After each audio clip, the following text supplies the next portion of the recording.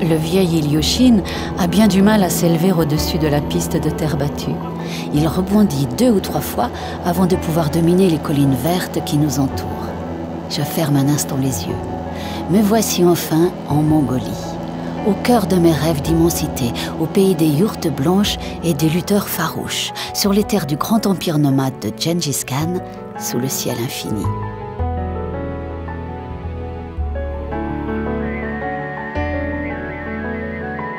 « 1er juin, nous volons plein ouest vers l'immense chaîne de l'Altaï qui borde la Mongolie et marque les frontières avec la Chine et la Russie.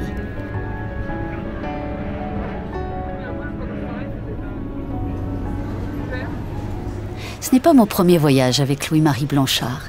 J'ai déjà eu la chance de pouvoir l'accompagner à plusieurs reprises au Tibet et de vivre en sa compagnie quelques aventures sous le signe de ces grands voyageurs d'Asie dont il connaît par cœur les récits. Louis-Marie est unique en son genre. Homme de terrain et grand érudit, il a passé plus de 10 ans à sillonner le Tibet pour comprendre la réalité complexe des lieux, des hommes et des cultures. Sa curiosité l'a conduit cette année en Mongolie, où après 1 mois de repérage, il va accompagner notre petit groupe vers les montagnes de Karkira et de Tourgen, 2 massifs de l'Altaï encore méconnus des trekkers. 2 juin, Ulangom, une ville de 30 000 habitants qui ressemble à ces bourgades désabusées et artificielles construites au temps de la collectivisation brutale. Plus d'un demi-siècle, au cours desquels les nomades ont été contraints à la sédentarisation.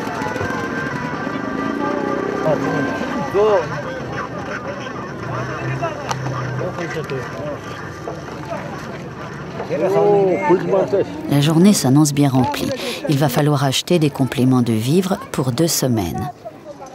Pour l'instant, j'en vois pas, mais on devrait trouver. Sinon, on achètera du thé en brique. Et... Oui, ça va. Disons que c'est moins pratique que le thé en sachet. Sinon, ça va. Vous êtes combien à boire? Vous êtes nombreux à boire du thé là, ce matin? Les 3 quarts. Les 3 quarts. Donc, je dirais... Nous partons ensuite à la recherche de notre principale acquisition du jour, une yourte, qui nous servira de tente-messe. En Mongolie, le mot yourte n'existe pas. Les nomades disent guerre pour désigner leur habitation ancestrale. Il nous faut aller négocier avec les artisans qui fournissent les nomades des environs. Bon, ben ça prend forme. L'artisan est parti pour faire percer les perches et mettre les cordelettes au bout de chaque perche. Et si on n'a pas les cordelettes, on ne peut pas monter la yourte. Et là, il apporte la 2e toile et après, on est bon.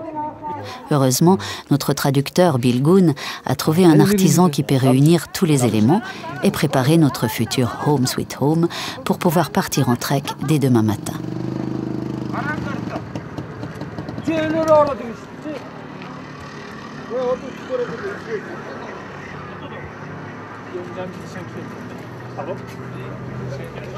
Monsieur Ross.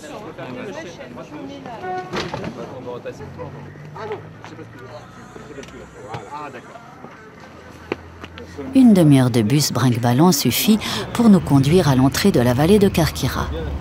La steppe vient soudain buter sur les reliefs qui s'élèvent vers les nuages.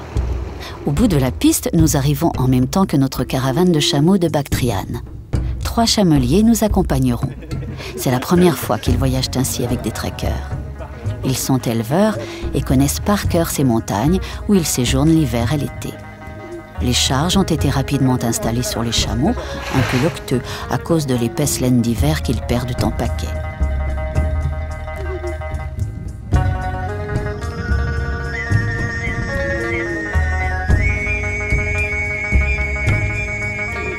La première étape est tranquille et remonte le lit de la rivière que nous traversons plusieurs fois. Des nomades des environs se regroupent chaque printemps pour creuser des canaux d'irrigation en détournant une partie de la rivière. Des travaux difficiles dans une eau glacée pour tenter d'entretenir de maigres cultures dans la plaine d'Ulangom. Je découvre ce nouveau territoire en pensant aux grands voyageurs qui nous ont précédés. En suivant le pas nonchalant de notre caravane, je m'imagine dans les pas de ceux qui partaient pour plusieurs années dans l'immensité des steppes. Le temps s'efface et me voici à l'aube du XXe siècle, en compagnie de Bouyan de Lacoste, géographe et naturaliste français qui traversa l'Altaï en 1910 à dos de chameau. Le décor est le même, À un siècle de distance, rien n'a vraiment changé. Ce soir, sous la yourte, Louis-Marie nous lira quelques extraits de son récit. Chaque matin, dès l'aube, on levait le camp. Et les chameaux, une fois chargés, on se mettait en route à travers la prairie. Nous cheminions ainsi 2 ou 3 heures à la fraîcheur matinale. Puis le soleil dardait ses rayons de plus en plus brûlants. Un gros nuage se formait à l'horizon. Le tonnerre grondait au loin et vers midi, à l'instant même où les tentes venaient d'être montées, sous un ciel d'encre sillonné d'éclairs, l'orage éclatait, formidable au-dessus de nos têtes. 4 juin. Après 1 heure de marche dans la vallée de Carqueira, nous rencontrons les premiers éleveurs nomades. Leurs yourtes ont été installées il y a 2 jours seulement.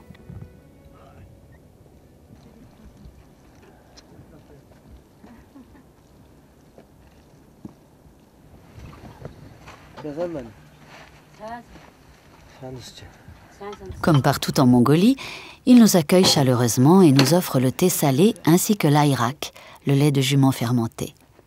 2 familles sont installées ici, un jeune couple et une femme avec ses enfants. Grâce à Bilgoun, notre traducteur, qui est professeur de français à Oulan-Bator, nous pouvons discuter avec eux de leur vie quotidienne. Chaque jour, il m'apprend quelques mots nouveaux que j'essaie de retenir tant bien que mal. Ici, on dit Dokhara, frère. Sous la yourte, autour d'un thé salé bien chaud, le jeune couple de nomades nous explique que l'élevage est souvent difficile à cause de la succession d'hivers très rigoureux. Celui qui s'achève a été le pire depuis plusieurs décennies. Beaucoup de bêtes sont mortes. L'inquiétude se lit dans les yeux de la jeune femme. Rigoureux. Voilà. Et en hiver, beaucoup de neige et les bêtes n'ont rien mangé. Et après, ils meurent. Et en été, il ne pleut pas beaucoup. Oh. Et pendant 2 ans comme ça, après, ils n'auront pas de bêtes. Et c'est fini. C'est pour ça qu'ils préfèrent habiter à Oulan-Bator à rester ici. Parce qu'ils n'ont rien.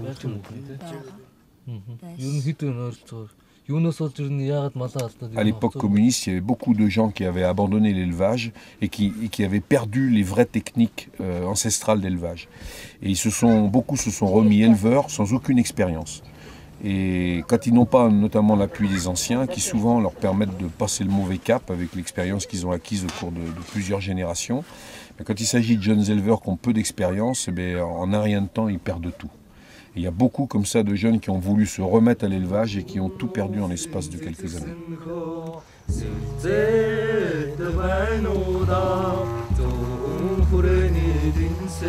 Les heures s'écoulent et les premiers sommets enneigés apparaissent au loin. Le fond de la vallée s'élargit et nous apercevons les premiers kourganes. Souvent surmontés d'une pierre arène sculptée à l'effigie d'un grand chef, ces kourganes sont des tombeaux que l'on retrouve dans toutes les civilisations nomades d'Asie centrale. Souvent très profonds, ils recueillent des vestiges qui permettent aux archéologues de mieux comprendre le mode de vie de ces mystérieuses sociétés nomades qui sillonnèrent l'Asie pendant 2500 ans.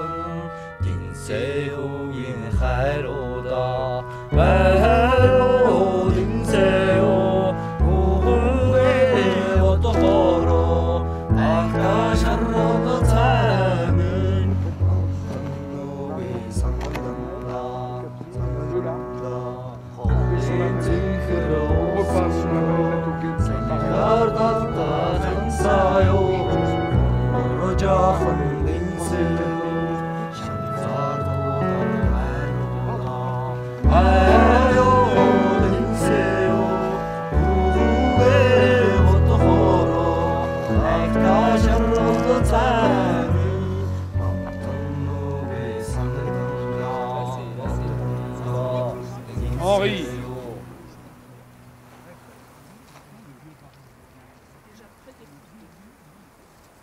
C'est lui qui l'a déchiré et après il était...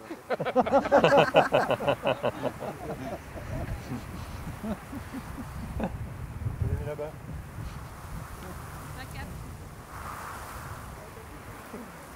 Voici pour nous l'heure de vérité. Nos amis chameliers nous ont fait une démonstration hier au soir du montage de la yourte. Et maintenant, c'est à nous de jouer.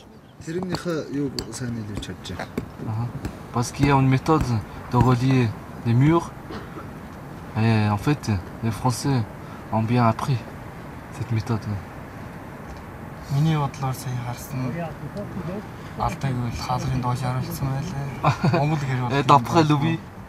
D'après lui, Hara pense que les Français ont mis la porte à l'envers.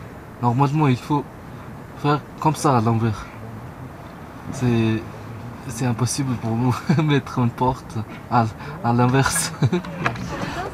Ça va être compliqué, ouais. Après, il faut rentrer en marchant sur les mains. Et ça commence plutôt mal. La porte est positionnée à l'envers, les murs sont un peu trop ouverts, et nous ne parvenons pas à positionner les perches sur l'anneau central que les Mongols appellent Tounou.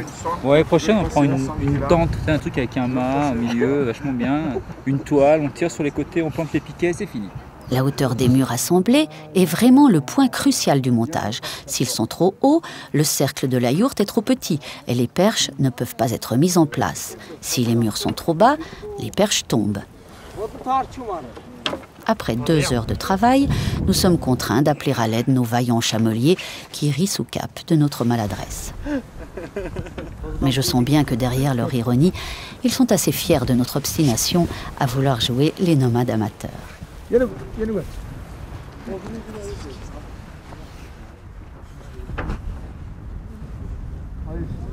La seule vraie source d'incompréhension pour eux réside dans notre nature pédestre. Marcher. Quelle hérésie pour ce peuple de cavaliers. Ils disent que les Français marchent comme des chevaux. Ils sont impressionnés par leur vitesse de la marche. Ils disent que c'est bien.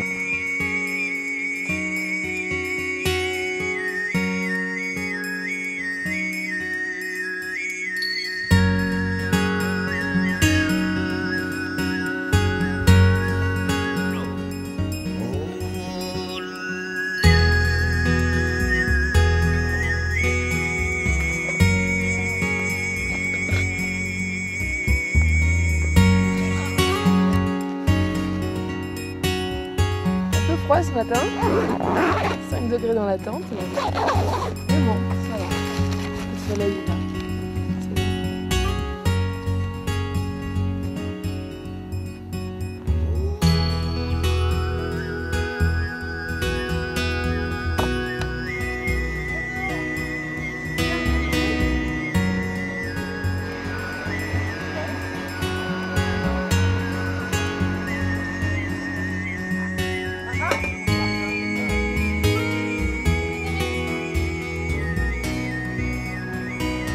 Bien, c'est sympa.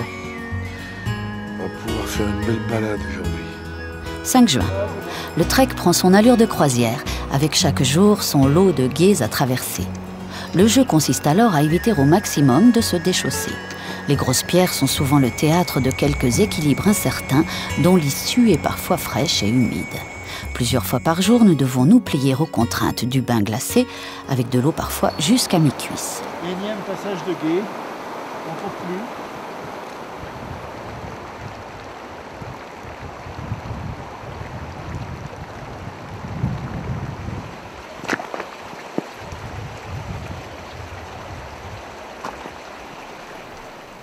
Dans les Hautes-Vallées, sur les versants exposés plein sud, nous croisons le campement d'hiver de Roiga, l'un de nos chameliers. Il passe tout l'hiver ici avec sa famille, à 2500 mètres d'altitude. Les conditions climatiques sont paradoxalement moins dures que dans la plaine. Il y a moins de vent, la neige fond plus vite et les troupeaux ont donc de quoi manger alors que la steppe est emprisonnée sous une gangue de glace.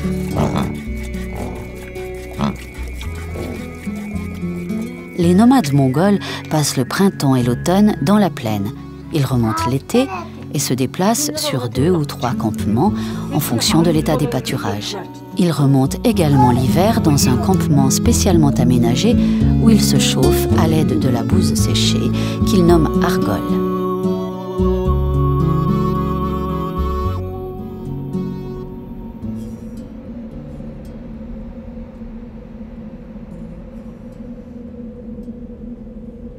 « 6 juin. Nous entrons désormais dans les territoires d'altitude. Les grands sommets de 4000 mètres nous dominent et nous écrasent un peu. La neige est encore présente et la montagne semble vide de toute présence humaine. Nous remontons la haute vallée de Karkira jusqu'au plateau qui relie ce massif à celui de Tourgen, vers lequel nous allons continuer notre voyage. Bon. Est-ce que tout le monde veut monter là-haut, sur le belvédère qui est là? Ouais. De toute façon, Oh oui! de toute façon, on redescend manger là. D'accord. Donc vous pouvez soit laisser vos sacs, soit emmener le minimum ceux qui ont peur d'avoir froid.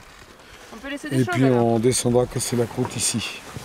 On va essayer d'avoir une petite vision du massif depuis le haut. Je sais pas si on verra tout, je me souviens pas bien, mais on en verra plus qu'ici. À chaque col se trouve un obo, dont les origines sont animistes. Pour des gens qui vivent très près de la nature, on ne peut pas leur parler que de spiritualité. Il faut relier cette spiritualité à des choses tangibles. Les choses tangibles, c'est la nature. Demain, nous redescendrons la vallée de Karkira pour traverser un plateau d'altitude vers le massif de Tourgen. Il y a gros dos, hein. Je dis, on va peut-être essayer de passer un peu où il y a plus de courant, parce que là, il y a gros dos. Hein. Je sens qu'à moitié. Bon, on y va. Tu es avec moi, Christophe?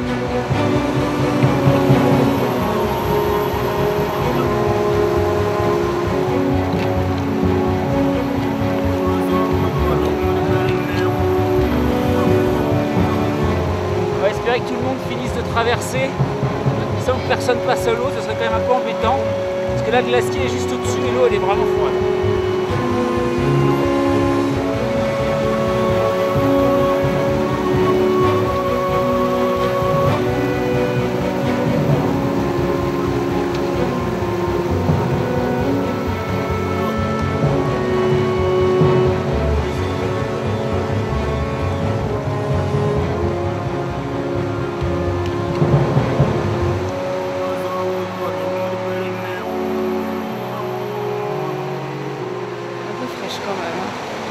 Mais bon, ça va.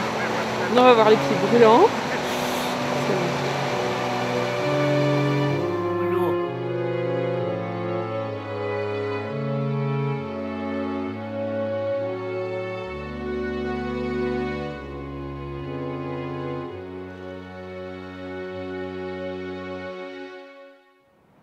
« 9 juin. 2 jours sont passés. 2 jours pendant lesquels nous avons bivouaqué près d'un campement nomade composé de 3 yourtes. Nous avons pu ainsi découvrir la vie quotidienne des éleveurs. 3 familles sont installées ici avec leurs troupeaux. Comme partout en Altaï, nos hôtes possèdent les 5 museaux répartis en pattes longues, chameaux, yaks et chevaux, et en pattes courtes, moutons et chèvres cachemire. Les petites chèvres cachemire constituent aujourd'hui la source de revenus la plus importante pour les éleveurs. Elles posent toutefois un grave problème de désertification des pâturages. En broutant, elles arrachent en effet l'herbe qui ne repousse pas après. La Mongolie est aujourd'hui le premier pays producteur de laine cachemire. Mais cette situation risque d'avoir de graves conséquences pour l'environnement. Nos amis nomades vivent au rythme du troupeau. Les femmes restent au camp et s'occupent de la traite des dris, la femelle du yak, le matin et le soir.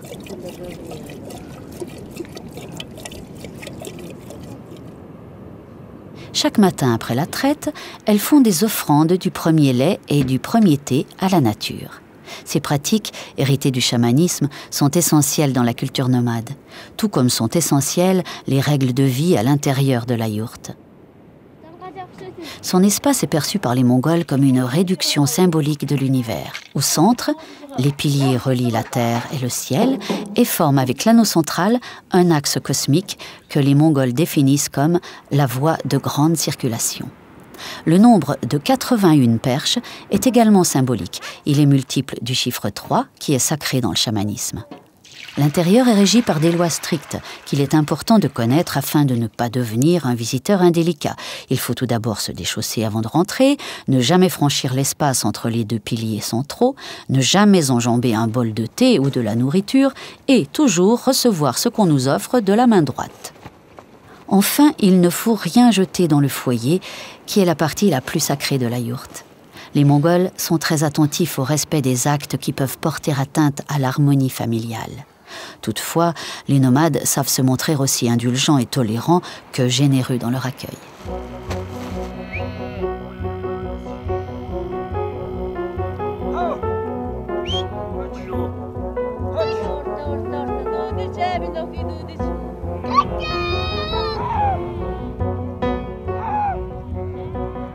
Alors que la vie suit son cours au campement, les hommes gardent les troupeaux, ce qui nécessite une vigilance de tous les instants. Les prédateurs ne manquent pas, en particulier le loup, qui est très présent dans ces montagnes. Ils craignent aussi les vols de bétail, qui sont fréquents. Le soir, tout le monde se réunit sous la yourte pour partager un repas composé d'une soupe de pâte fraîche, confectionnée avec de la farine achetée à Wollongong. La pâte est préparée, étalée et pré-cuite sur une plaque. Elle est ensuite découpée en fines lamelles et cuite dans le bouillon où surnagent quelques morceaux de viande de yak.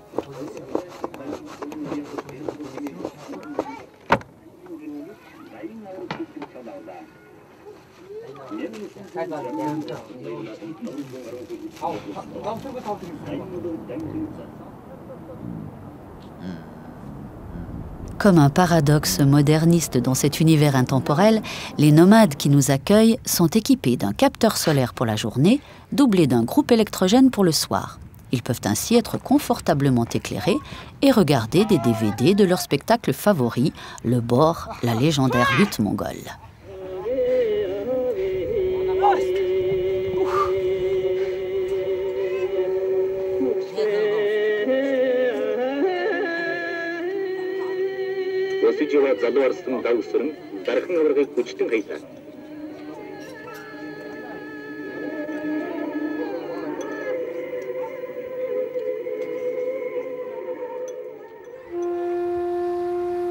« 12 juin. Nous avons quitté les hautes montagnes de Tourgen et redescendons maintenant vers la fin de notre trek. En cette mi-juin, les yourtes semblent jaillir de toutes parts dans les alpages. Les familles s'installent et les voisins viennent donner un coup de main pour monter les guerres. Les feutres et les toiles sont cousus sur place, afin d'être parfaitement ajustés. Tout le mobilier et le matériel nécessaire à l'installation sont désormais acheminés par camion. Le chameau, qui était autrefois l'unique véhicule pour transporter les yourtes, est désormais relégué à un rôle ponctuel. Le cheptel est ainsi passé de 700 000 à 200 000 têtes depuis le début des années 90. Lorsque le système soviétique s'est effondré, les nomades ont dû survivre en sacrifiant leurs chameaux.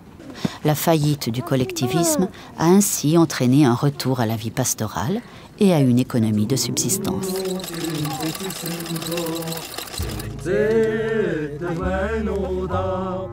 14 juin. Le trek est fini. Les 2 derniers jours ont été consacrés à la longue descente vers les forêts de Mélèze. J'ai profité de ces 2 derniers jours en compagnie de notre caravane pour suivre le palan des chameaux de Bactrian. Nos chameliers, Roiga, Amra et Rara, sont devenus de véritables amis avec qui j'échange mes maigres notions de langue mongole. Le silence de la marche est aussi une forme de communication. Un regard, un sourire et le déhanchement du chameau qui franchit les derniers cols. Je m'arrête pour regarder cette élégante caravane descendre vers la steppe. J'aime à penser que cette vision-là s'inscrit au cœur de ma mémoire. Nos amis s'en retournent chez eux et leur silhouette murmure au loin la petite chanson du nomadisme éternel, dont l'avenir semble aujourd'hui si fragile et incertain.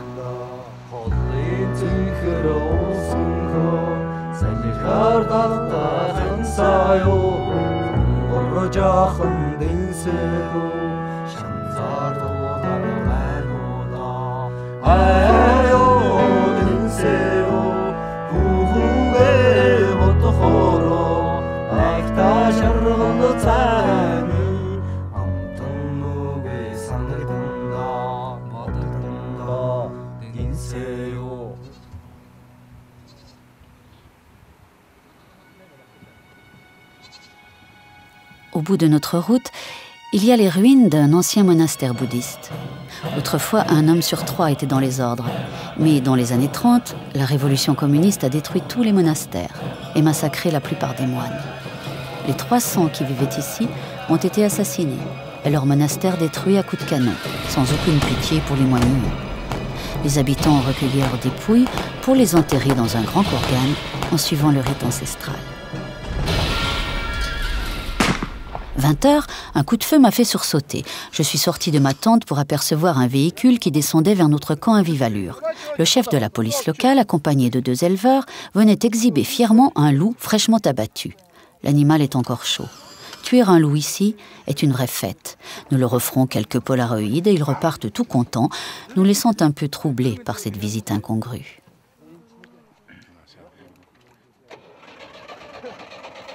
Demain, nous quitterons avec un petit pincement au cœur ces montagnes chargées d'histoire pour foncer vers le sud et découvrir le territoire kazakh. La fin du voyage nous conduira vers les lacs et les campements de la communauté kazakh installée en Mongolie depuis le milieu du XIXe siècle. 16 juin. Lumière crépusculaire sur Tolbo, une bourgade sans âme qui fut pourtant un haut lieu de la révolution communiste mongole. C'est ici qu'en 1921, au terme d'une bataille épique de 40 jours, le baron von Ungern-Sternberg fut capturé par l'armée révolutionnaire mongole et fusillé. Cet ancien officier tsariste rêvait de bâtir un empire asiatique à l'image de celui de Gengis Khan. Sa chute marque le début du système soviétique, qui a régné 70 ans.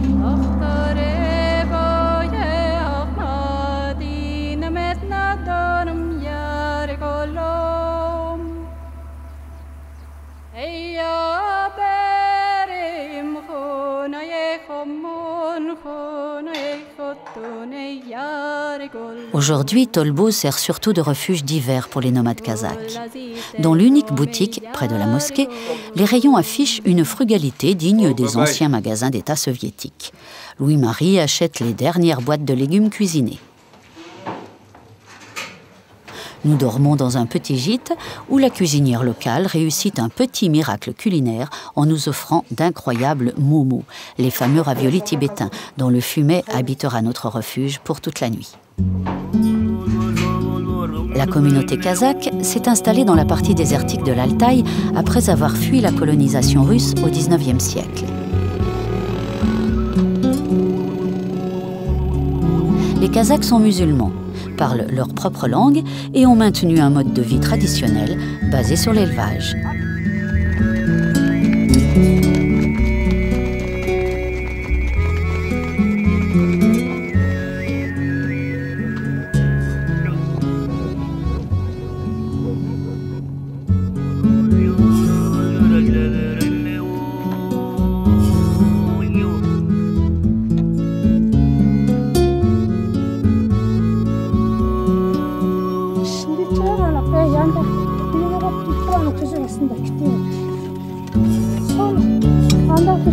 Leurs yourtes sont très différentes de celles des Mongols. Plus vastes, elles ne possèdent pas de piliers central et les perches sont préformées pour maintenir une bonne stabilité malgré la grande taille de l'habitat.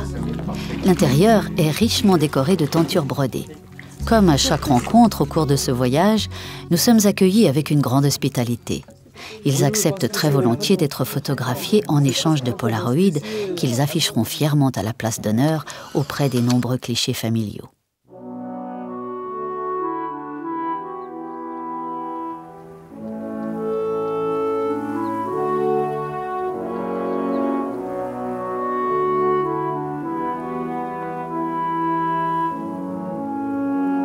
Au pied des montagnes de Tsambagarav, il nous reste encore quelques jours pour découvrir des reliefs surprenants. En marchant au milieu de ces tours granitiques, j'ai parfois le sentiment d'être au cœur d'une sorte de Colorado mongol. Après 3 semaines dans l'Altaï, je me sens à mon tour un peu nomade, presque chez moi lorsque nous traversons les vallées peuplées de dizaines de yourtes et de troupeaux à l'infini. Bientôt, ce sera la dernière veillée, éclairée des récits des grands voyageurs que nous distille Louis-Marie Blanchard.